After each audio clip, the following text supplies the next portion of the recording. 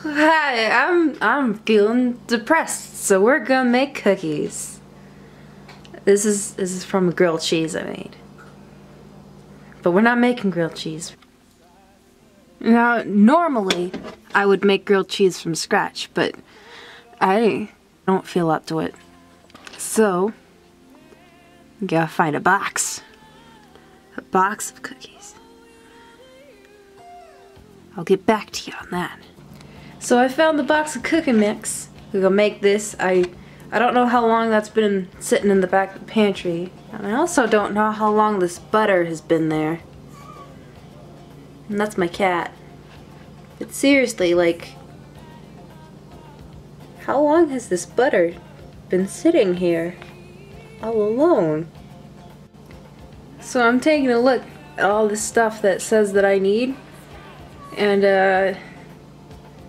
I decided I don't want to make cookies anymore. So we're not making cookies. We're just gonna look at my cat. Or not. I guess we won't look at my cat. Should I make more grilled cheese?